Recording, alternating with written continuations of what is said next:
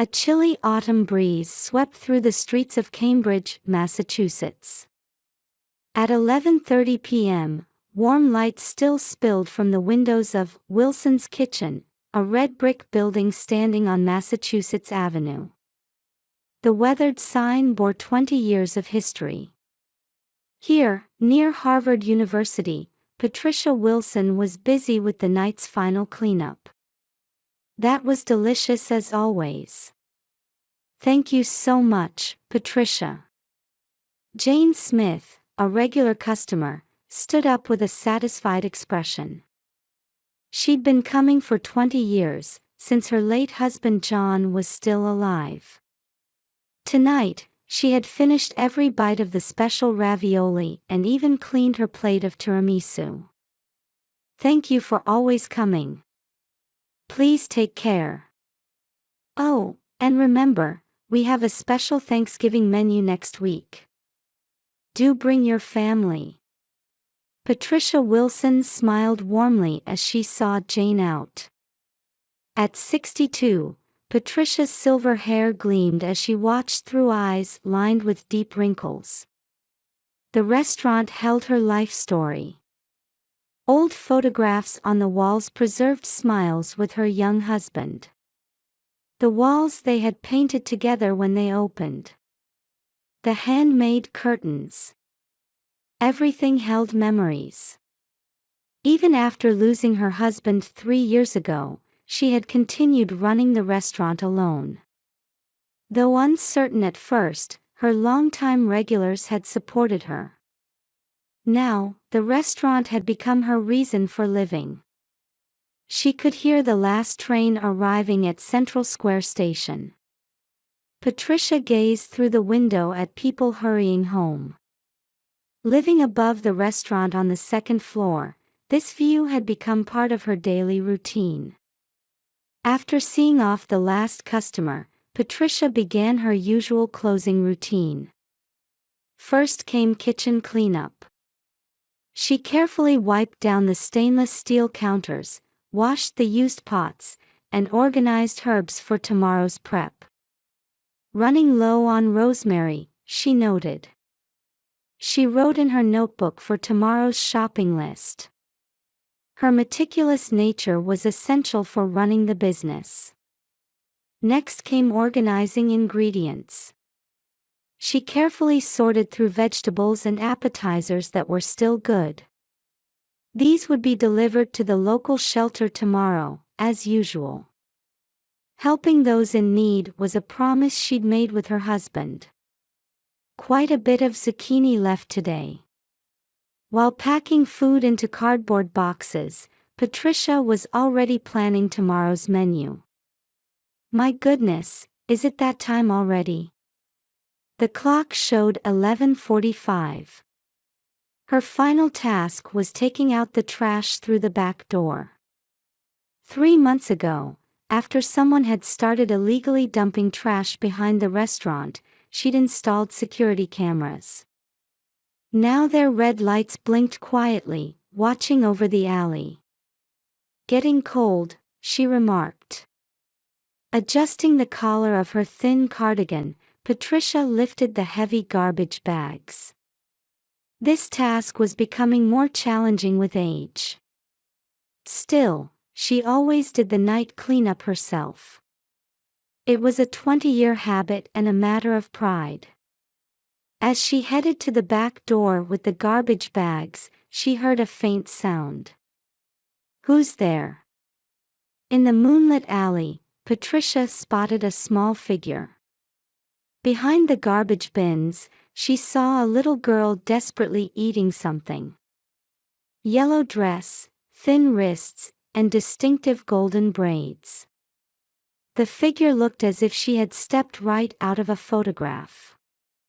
Her heart leaped. There was no mistaking it. That distinctive hairstyle, that small back, it had to be. Sophie. Is that you? When she called out, the girl turned around startled. The face in the moonlight was unmistakably her granddaughter's. The next moment, The girl darted into the darkness of the narrow alley. That retreating figure was certainly her beloved granddaughter Sophie. Patricia stood frozen in place. Late that night, Patricia sat in her living room clutching her phone. The upstairs apartment, unlike the restaurant below, was dark and silent. A cup of chamomile tea sat cooling on the table. Her hands trembled too much to even hold the cup. Cold sweat beaded on her forehead as her heart pounded furiously. Karen's number was displayed on the screen, but Patricia hesitated. That child was definitely Sophie. That golden hair, those mannerisms, there could be no mistake. But why at midnight? Why in such a place? The events from 15 minutes ago raced through her mind like a nightmare. The small figure eating behind the garbage bins. The retreating figure running away in surprise. Every detail was burned into her memory. Should I call Karen? She suddenly remembered what had happened 3 years ago during the inheritance dispute. Mom, I'm starting a business. Let me use Dad's inheritance. But honey, you don't have any experience. I've already decided. This is my life. After a bitter argument, Karen had taken half the inheritance and left. Since then, their relationship had dwindled to just yearly Christmas cards. Patricia had tried calling many times, but Karen's stubborn attitude had gradually led her to give up. The last time they'd met was 6 months later. It's none of your business, Mom. It's my life. But think about Sophie. Stay out of it. Since that day, Patricia could only follow her granddaughter's growth through fragments of social media photos. Even Sophie's 3rd birthday photo had come from a friend who'd shared it with her. She let out a deep sigh. Outside the window, an orange streetlight swayed lonely. The sound of the last train at Central Square Station had long since faded. But I can't just leave things like this. Steeling herself, Patricia pressed the call button. The ringing echoed in the quiet room. Hello? A sleepy voice answered. Karen? I'm sorry about the late hour. Patricia chose her words carefully as she continued. But I just saw Sophie. A moment of silence fell on the other end of the line. Time seemed to stand still. Mom, what are you talking about? Karen's voice suddenly turned cold. Behind the restaurant. It was definitely Sophie. She was eating something. Mom. Karen's voice trembled. That tremor carried a deep sadness unlike anything Patricia had ever heard before. Actually, she died in an accident last year. All time stopped in Patricia's mind. Her ears rang. Her vision blurred. She couldn't breathe. What do you? Her voice wouldn't come. Her throat was bone dry. Don't call me again. The line went dead. The dial tone droned on, that monotonous sound further scrambling Patricia's confused thoughts. Wait, what is? Her eyes fell on a family photo on the table. Christmas 2 years ago. Karen holding Sophie, herself smiling happily. That photograph was real. Those memories were real. But Karen on the phone had said Sophie was dead. Last year, in an accident. Yet the little girl she'd seen behind the restaurant 15 minutes ago was unmistakably Sophie. With trembling hands, Patricia opened her smartphone. She desperately scrolled through Karen's social media. But there wasn't a single photo of Sophie to be found. As if she had never existed. Am I losing my mind? In the dead of night, Patricia sat alone, trapped in an unsolvable mystery. Outside, the cold autumn wind rustled the trees, casting eerie shadows into the room. The next morning, Patricia faced the dawn without having slept a wink. Staring at the dark ceiling, the events of the previous night played through her mind like a slideshow. Had she seen a ghost? Or was it a hallucination brought on by exhaustion? As the morning sun began streaming through the windows, Patricia made up her mind. If she didn't solve this mystery, her heart wouldn't be able to take it. "Mike, could I have a moment of your time?" After finishing his breakfast, Patricia guided regular customer Mike Thompson to a table in the back of the restaurant. A well-known local attorney, he'd been coming for 20 years. His habit of ordering pancakes and black coffee every morning at 7 a.m. had become part of Patricia's daily routine. "What's wrong? You seem different today." Mike studied Patricia's tired face with sharp eyes.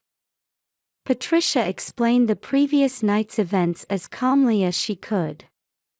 The encounter with the girl who looked like her granddaughter.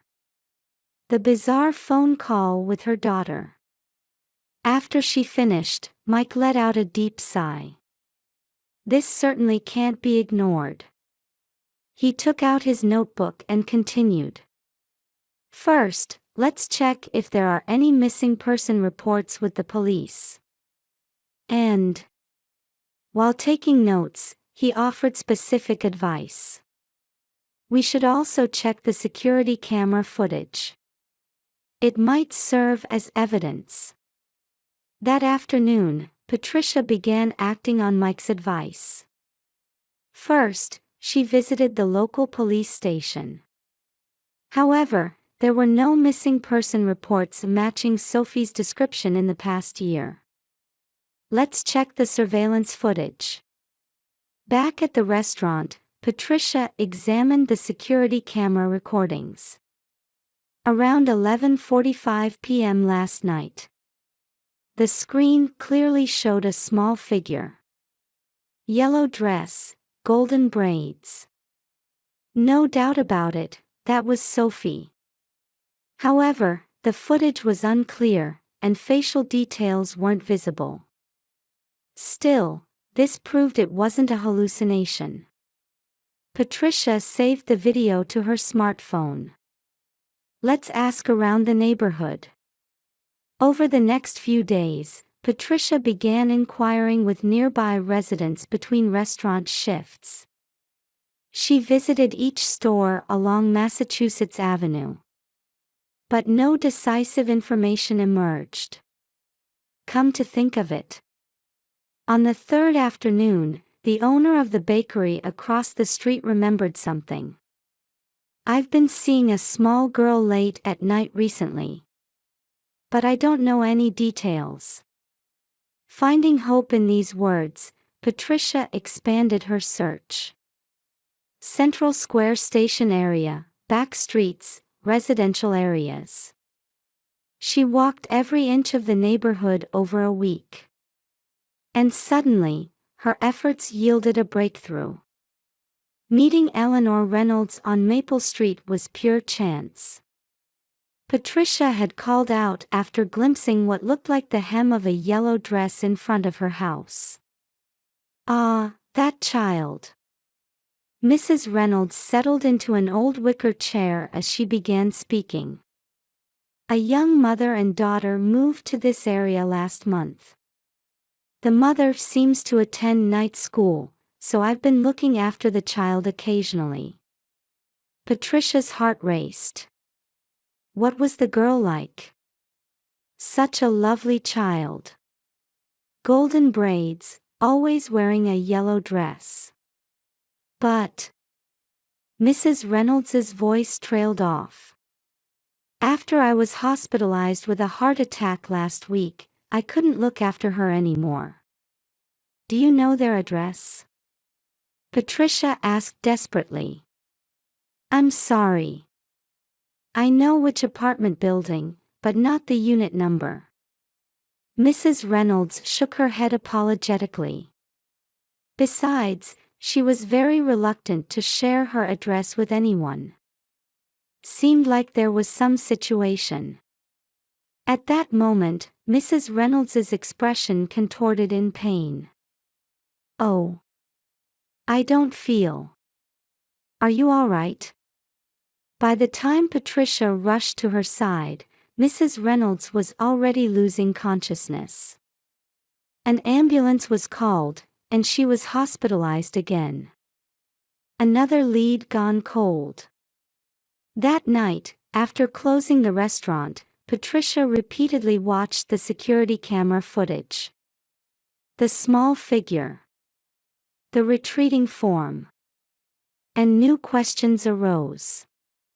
If Sophie was dead as Karen claimed, who was this girl? Why did she look so similar? And most importantly, why had Karen never told her about Sophie's death? Outside, the autumn wind had grown even colder. Patricia sipped warm tea while considering her next move. From Mrs. Reynolds's account, one thing was certain, that girl was real. And she needed help. What can I do? Just then, the restaurant's doorbell rang. Strange, since she'd put up the closed sign. Turning around, she saw an unfamiliar man standing there. Tall, wearing a black suit. His expression held something unsettling. Are you the owner of Wilson's Kitchen? The man in the black suit slowly stepped inside. His leather shoes echoed ominously in the silent restaurant. Yes, I am.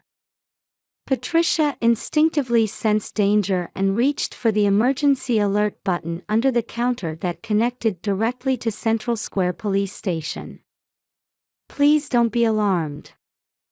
We're just looking for Mrs. Foster's whereabouts. The man pulled out a business card from his pocket. I'm from Rapid Financial Recovery, LLC. In that instant, something clicked in Patricia's mind. Foster, that was Karen's married name. We lent your daughter, Karen Foster, $400,000. Since payments have been delayed for 3 months. No. The blood drained from Patricia's face. $400,000. More than 5 times the average annual income in Massachusetts. The sheer size of the amount made her head spin. If you know your daughter's whereabouts, would you please cooperate? Though the man's voice was polite, his eyes held a cold gleam.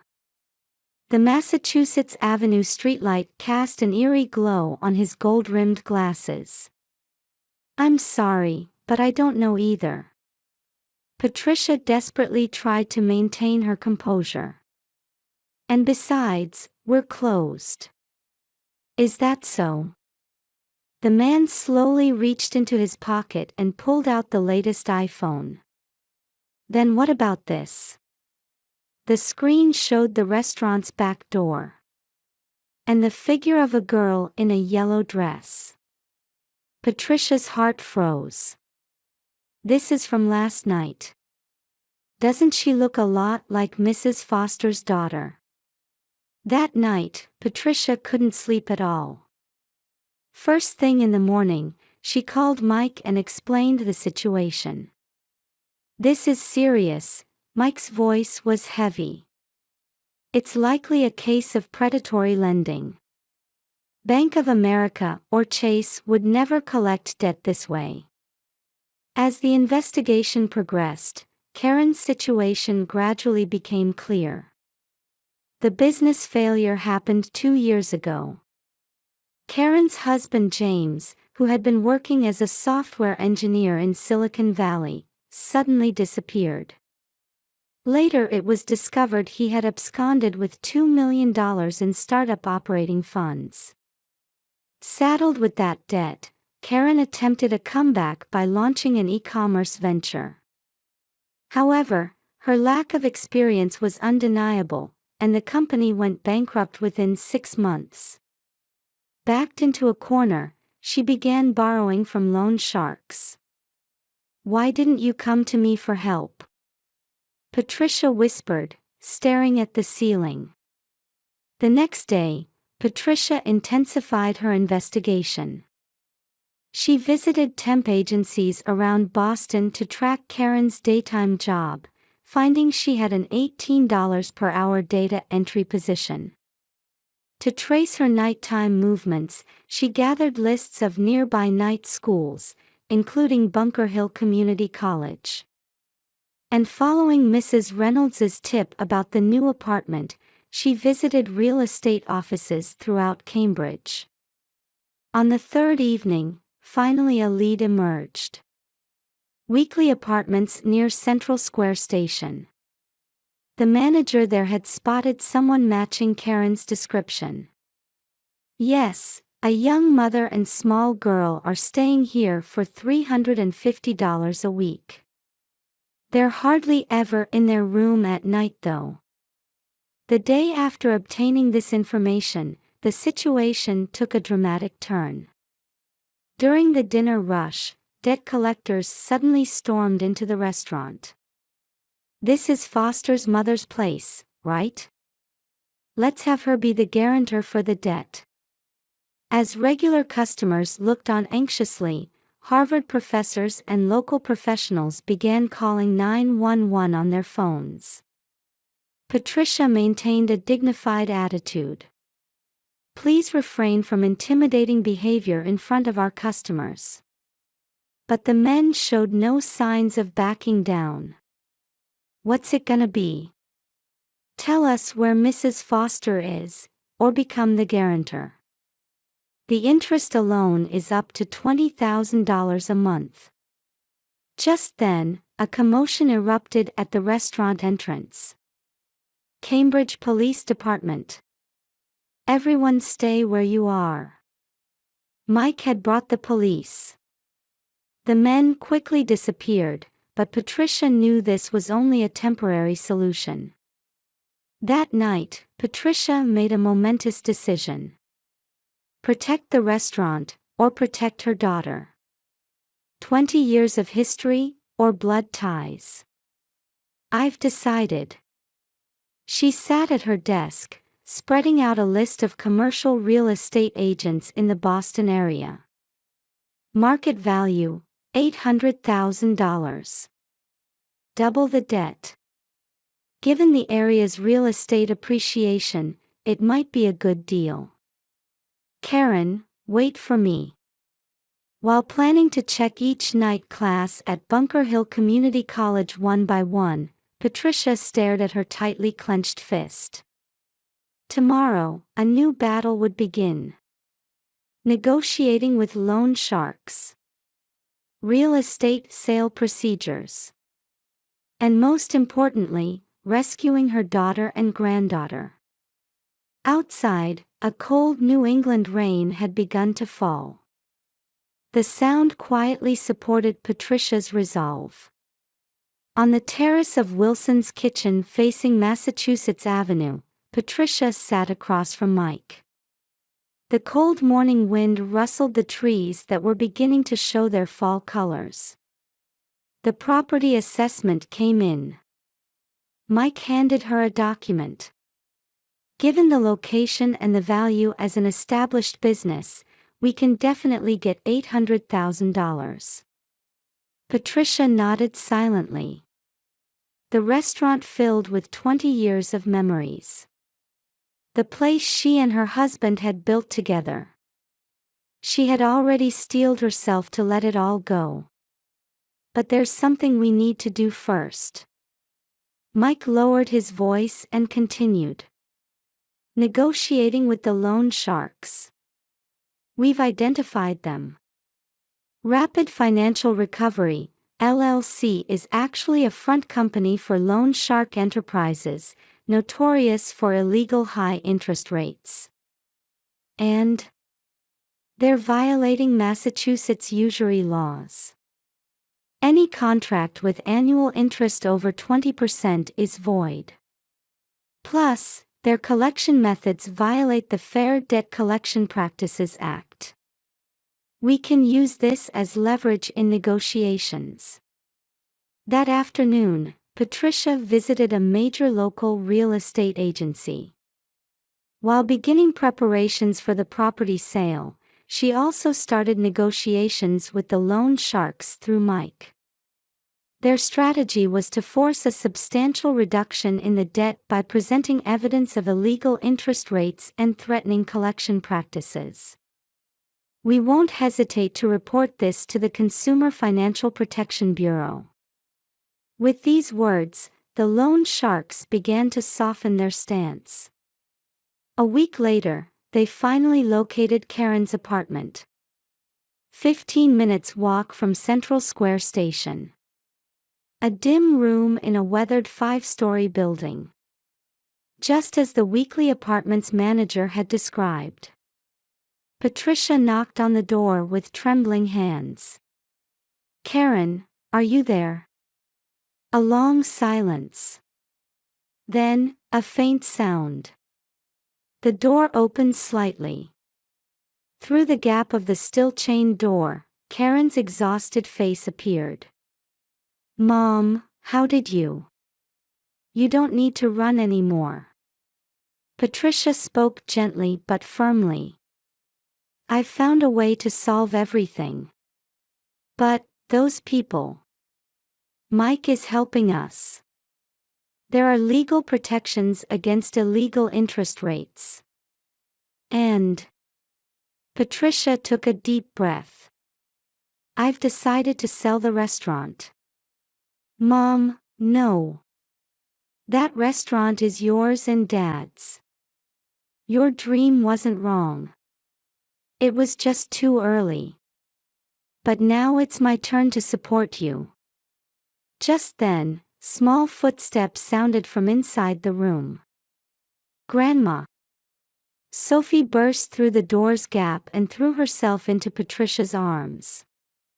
Her yellow dress was slightly faded and her braids were messy, but her smile was as lovely as ever. "Why did you lie about her being dead?" When Patricia looked at Karen, she let out a deep sigh. "That night on the phone, I panicked. Being chased by debt collectors, I didn't want anyone to know where we were. I thought if I said Sophie was dead, we wouldn't be found. It was a stupid idea." 2 weeks later, the sale of Wilson's Kitchen was progressing smoothly. Multiple buyers had emerged due to the property's appeal, and a final sale price of $850,000 was agreed upon. Using these funds, negotiations with the loan sharks also advanced. With the reduction of illegal interest and refinancing to a legitimate loan, Karen's debt was compressed to $300,000. The remaining amount would be paid from the restaurant's sale proceeds. Now we can start a new life. Patricia embraced her daughter after completing the settlement procedures at Central District Court. "Mom, I'm sorry. My pride got in the way." Tears spilled from Karen's eyes. "That's all in the past. Look at this instead." Patricia pulled out a document. A lease contract for a small commercial property in Cambridge. "Let's start a new shop with the remaining money. This time, the 3 of us together." "What?" "You'll get your accounting certification. I'll teach cooking. And this little one." Patricia stroked Sophie's head.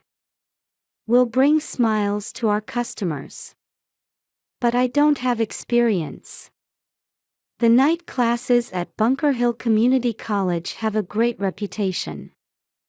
I know about your efforts. And Patricia smiled. This time, we'll move forward one step at a time, helping each other as a family. What's the new store's name? Sophie asked with sparkling eyes. 3 Generations. Patricia answered. Representing the wishes of our 3 generations. The streets of Massachusetts Avenue showed their usual bustle. But for Patricia's family, this day marked the beginning of a new life. Sometimes you have to take the long way around. But with family bonds, any difficulty can be overcome. That certainty glowed warmly in Patricia's heart. 6 months later, April 2025 in Boston. In a corner of Harvard Square where cherry blossoms danced in the air, a small cafe opened its doors. Under the simple sign reading, 3 Generations, were the words, Italian home cooking and bakery. Even before opening, local residents formed a line. Good morning. Sophie, wearing an apron, greeted customers with a radiant smile. It was their opening day. Regular customers from Wilson's Kitchen were also arriving one after another. Inside, Patricia worked her magic in the kitchen. The ravioli that had been Wilson's Kitchen's signature dish was still going strong. Beside her, a new baker filled the air with the aroma of freshly baked goods. Though smaller in scale, the atmosphere was more intimate and homey. Mom, I finished last month's accounting report. Karen opened her laptop. Thanks to her studies at Bunker Hill Community College, she had successfully obtained her accounting certification. Now she perfectly managed the store's finances. Wonderful. Patricia proudly watched her daughter's growth. After selling Wilson's Kitchen, they had started their new life. Patricia found a cozy property near Harvard Square. The rent was $3,000 per month. Though half the size of Wilson's Kitchen, it was enough for 3 generations working together. The remaining proceeds from the sale went to Karen's tuition and the new store's renovation. And some was placed in a $529 college savings plan for Sophie's future education. Mrs. Wilson. A Harvard professor who had been a regular called out. I'm so happy to be able to eat your cooking again. We're happy too. Patricia smiled. In the late afternoon, as the lunch rush quieted down, Sophie worked on her homework at one of the small terrace tables. Her new life at Cambridge Public Schools was going well too. Hey, Grandma. Sophie suddenly murmured. Thank you for finding me that night behind the store. Patricia hugged her granddaughter. 6 months since that night. What had been a family crisis was now becoming just a story to tell. But it was overcoming that crisis that led them to where they are now. Do you think our little venture will work out? While helping with cleanup, Karen anxiously asked her mother. Yes, I'm sure it will. Patricia looked out the window. Because we have a secret ingredient. Secret ingredient? Yes. Love and trust. And Patricia looked at Karen and Sophie, then continued. Family bonds.